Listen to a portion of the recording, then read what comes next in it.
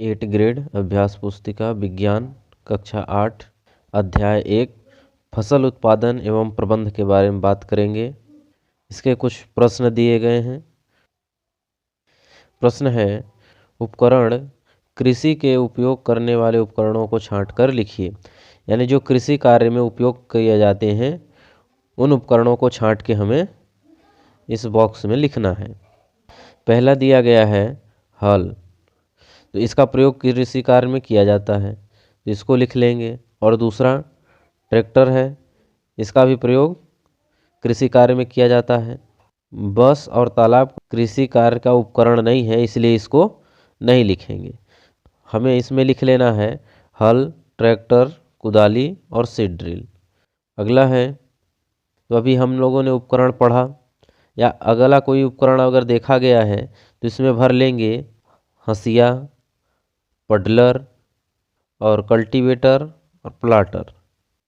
अगला है, चलो फसल बोएं। जो बॉक्स खाली है उसमें निम्नलिखित शब्दों का चयन कर लिखिए। ये फ्लो चार्ट बनाया गया है, इसको हमें क्रम से इसके स्टेप को भरना है। पहले दिया गया है मिट्टी तैयार करना। मिट्टी तैयार करने के बाद क्या करेंगे, बुआई होगी, तो ये वाले ऑप्शन को इसमें भर लेंगे, तो हो जाएगा बुआई। और बुआई के बाद क्या करेंगे, खाद एवं उर्वरक देना, तो इस वाले को इसमें भर लेंगे। फिर इसके बाद क्या करना है, सिंचाई होता है। सिंचाई के बाद इसमें भंडारण दिया है, तो सिंचाई के बाद भंडारण नहीं होता, तो इस वाले को हमें फिर यहाँ भर लेना है। खरपतवार से सुरक्षा, फिर इसमें है भंडारण, तो कटाई के बाद क्या होता है, भंडारण, तो इसमें भंडारण लिख लेना है। तो इस तरह से ये फ्लो चार्ट कवर हो जाएगा। अब अगले प्रश्न की बात करेंगे। प्रश्न क्रमांक 1 है, दिए गए शब्दों में से चुनकर रिक्त स्थानों की पूर्ति कीजिए। पहला दिया गया है, जून से सितंबर माह तक फसल की बुआई की जाती है। जून से सितंबर माह तक किसकी बुआई की जाती है, खरीफ फसल की, तो इसमें हमें खरीफ भर लेना है। दूसरा है, यंत्र द्वारा बुआई करने के समय एवं श्रम की बचत होती है, तो सीड ड्रिल इसमें भर लेंगे। सीड ड्रिल एक यंत्र है जिसका काम बुआई करने के समय किया जाता है। तीसरा है, खाद एक प्राकृतिक पदार्थ है जो के अवशेष के विघटन से प्राप्त होते हैं, तो इसमें हमें गोबर एवं पौधे भर लेना है। अगला है, असमतल भूमि वाले क्षेत्रों में सिंचाई के लिए किस तंत्र का उपयोग किया जाता है, छिड़काव तंत्र का उपयोग किया जाता है। अगला है 2,4-D एक है, तो यह एक प्रकार का खरपतवार नाशी है। अब अगले प्रश्न की बात करेंगे। प्रश्न क्रमांक 2, सही विकल्प के आगे सही का निशान लगाइए। पहला प्रश्न है, निम्नलिखित में से किस कार्य से मिट्टी को पोषक तत्व प्राप्त नहीं होते, तो इसका सही उत्तर हो जाएगा सी नंबर, खेत को कुछ समय बिना कुछ उगाए छोड़ देना।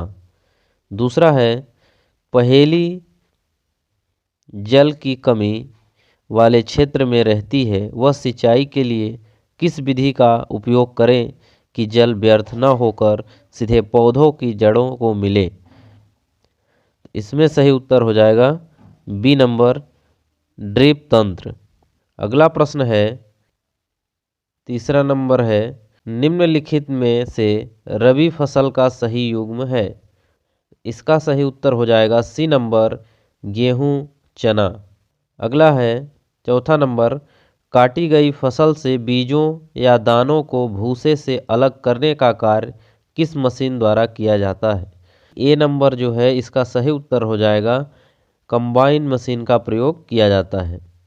अगला प्रश्न है, खरपतवार हटाने की क्रिया को कहते हैं। जब फसल को बोया जाता है तो उसके साथ जो भी घास निकलती है प्राकृतिक रूप से, उसे खरपतवार कहते हैं। तो खरपतवार निकालने की विधि को निराई कहते हैं, यानी बी नंबर इसका सही उत्तर हो जाएगा। पौधे द्वारा लगातार उपयोग किए जाने से मृदा में पोषक तत्वों की मात्रा कम होने लगती है। पौधे की अच्छी पैदावार के लिए मृदा में खाद एवं उर्वरक मिलाए जाते हैं। खाद एवं उर्वरक में पाए जाने वाले पोषक तत्वों का सही युग्म है। तो इसका सही उत्तर हो जाएगा D number, nitrogen, potassium, phosphorus. अब प्रश्न की बात करेंगे। प्रश्न है अति लघु उत्तरीय प्रश्न। प्रश्न क्रमांक 4, फसल से आप क्या समझते हैं? फसलों को कितने वर्ग में बांटा जा सकता है? इसके उत्तर में लिख लेना है कि जब एक ही किस्म के पौधे किसी स्थान पर बड़े पैमाने पर उगाए जाते हैं, फसल कहते हैं। फसल को 2 वर्गों में बांटा गया है। पहला है खरीफ और दूसरा है रबी फसल। इस तरह से उत्तर लिख लेना है। अब अगले प्रश्न की बात करेंगे। प्रश्न क्रमांक 5, बीजों को उचित दूरी पर बोना क्यों आवश्यक है? इसके उत्तर में लिखेंगे बीजों को उचित दूरी पर बोना इसलिए आवश्यक है क्योंकि इससे पौधे को सूर्य का प्रकाश एवं जल पर्याप्त मात्रा में मिल सके। अगला है प्रश्न क्रमांक 6, सिंचाई के पारंपरिक स्रोतों के नाम लिखिए। तो सिंचाई के पारंपरिक स्रोत के नाम कुछ निम्न प्रकार लिख लेना है। पहला है मोट घिरनी, दूसरा है रहट, तीसरा चैन पंप और चौथा है ढेकली। प्रश्न क्रमांक 7, पशुपालन किसे कहते हैं? पशुओं की देखभाल करना, समय समय पर उनको चारा, घास एवं भूसा तथा पानी उपलब्ध कराना ही पशुपालन है।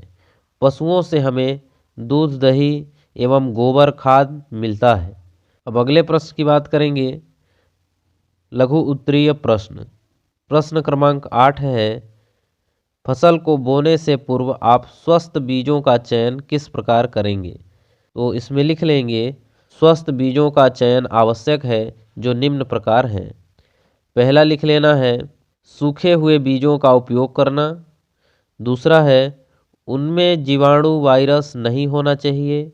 और तीसरा लिख लेना है बीज में कीट, घुन आदि न हो इत्यादि।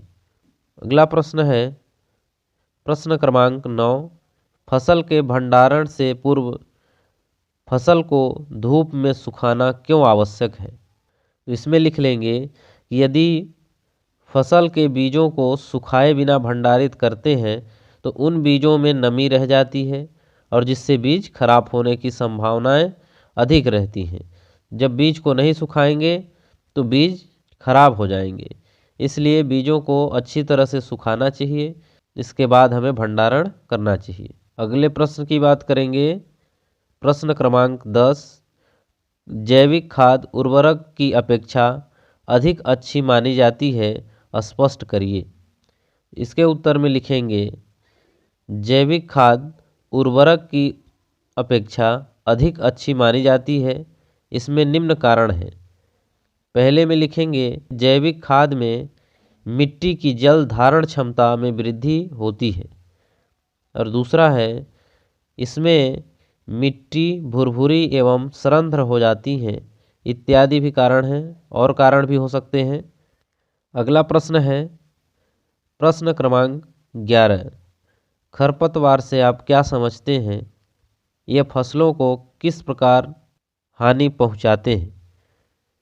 इसमें लिख लेंगे खेत में कई अन्य अवांछित पौधे प्राकृतिक रूप से फसल के साथ उग जाते हैं। इस अवांछित पौधों को खरपतवार कहते हैं। जब फसल को बोया जाता है तो जो उसके साथ घास फूस निकल आते हैं उसी को खरपतवार कहा जाता है। ये जल, पोषक जगह और प्रकाश की स्पर्धा कर फसल की वृद्धि पर प्रभाव डालते हैं और फसल को बढ़ने में ये रोकते हैं। अगला प्रश्न है दीर्घ उत्तरीय प्रश्न। प्रश्न क्रमांक 12, मिट्टी की उर्वरकता बढ़ाने के लिए किसान कौन कौन से तरीके उपयोग में लाते हैं? विस्तार पूर्वक वर्णन कीजिए। तो इसके उत्तर में लिख लेंगे मिट्टी की उर्वरकता बढ़ाने के लिए किसान भिन्न तरीके उपयोग में लाता है। पहला तरीका है उर्वरक खाद के जगह पर जैविक खाद का उपयोग करना चाहिए। यानी उर्वरक खाद के जगह पर हमें जैविक खाद यानी पशुओं के गोबर का उपयोग करना चाहिए। दूसरा है फसल चक्रण करना और तीसरा है खाद का उपयोग करना चाहिए। अगले प्रश्न की बात करेंगे। प्रश्न क्रमांक 13, निम्नलिखित पर टिप्पणी लिखिए। पहला है हल। हल का प्रयोग कहाँ कहाँ किया जाता है वो हमें इसमें लिखकर बताना है। तो हल का उपयोग जुताई, खाद उर्वरक मिलाने, खरपतवार निकालने के लिए किया जाता है। यह लकड़ी का बना होता है। दूसरा है कुदारी। इसका उपयोग खरपतवार निकालने एवं मिट्टी को खोदने में किया जाता है। इसी तरह से अगले का उत्तर लिखेंगे कल्टीवेटर। कल्टीवेटर क्या है? आजकल जुताई ट्रैक्टर द्वारा संचालित कल्टीवेटर से की जाती है। इसके उपयोग से समय और श्रम की बचत होती है। अगला है सीड ड्रिल। तो सीड ड्रिल क्या है? आजकल बुआई के लिए ट्रैक्टर द्वारा संचालित सीड ड्रिल का उपयोग होता है। इसके द्वारा बीजों में समान दूरी एवं गहराई बनी रहती है।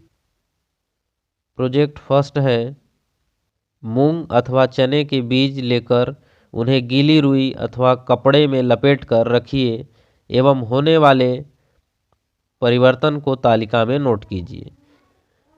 इसमें समय दिए गए हैं। पहला है 24 घंटे। होने वाला परिवर्तन क्या होगा? इसमें अंकुरित होते हैं। दूसरा है 2 दिन। 2 दिन में क्या होगा? अंकुरण का बढ़ना। तीसरा है 5वें दिन क्या होगा? मूंग का छोटा पौधा बनना। और चौथे में लिखना है 10 दिन समय दिया गया है। होने वाला परिवर्तन क्या होगा? मूंग का पौधा बड़ा होना। अब अगले प्रश्न की बात करेंगे। बीजों के अंकुरण की विभिन्न अवस्थाओं का आपने जो अवलोकन किया उनको चित्र बनाकर दर्शाइए। इसमें हमें चित्र बनाना है कि बीज किस तरह से अंकुरित होकर पौधे का निर्माण करते हैं। तो पहले में बीज बोया गया, दूसरे में ये अंकुर निकल आए और तीसरे में बना लेना है अंकुरित पौधा और चौथे में पत्तियां निकल आती हैं। अगला है प्रोजेक्ट 2। किसी खेत, पौधशाला, नर्सरी अथवा बगीचे का भ्रमण कीजिए तथा निम्नलिखित जानकारी प्राप्त कीजिए। बीज का चयन का महत्व, सिंचाई की विधियाँ, अधिक शीत, अधिक गर्मी व अधिक वर्षा का पौधे पर प्रभाव, उपयोग में आने वाले उर्वरक एवं खाद, व्यावसायिक उपयोग। अगला है ब नंबर, कृषि के उपयोग में आने वाली कुछ मशीन के चित्र एकत्र कीजिए तथा इसके अपनी फाइल में लगाकर उनके नाम तथा उपयोग लिखिए। तो पहले में इसमें भर लेंगे सीड ड्रिल और दूसरे में कल्टीवेटर। दूसरा है पानी की कमी वाले क्षेत्रों में सिंचाई की किस विधि का प्रयोग होता है? तो इसमें भरेंगे डीप तंत्र। अगला है कुछ पौधों को खेत में रोपित करने में पूर्व पौधशाला में क्यों उगाया जाता है? इसमें लिख लेंगे पौधे को निकालने में आसानी होती है। अगला प्रश्न है फसल के साथ कुछ पौधे प्राकृतिक रूप से उग जाते हैं।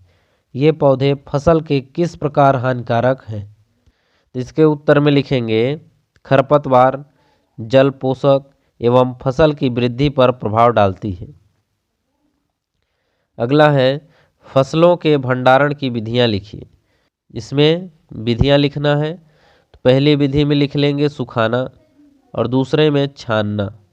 ये 2 महत्वपूर्ण विधियां हैं। तो उम्मीद करते हैं आज का बताया गया उत्तर आपको समझ में आया होगा। इस तरह से हमें सभी उत्तर को भर लेना है।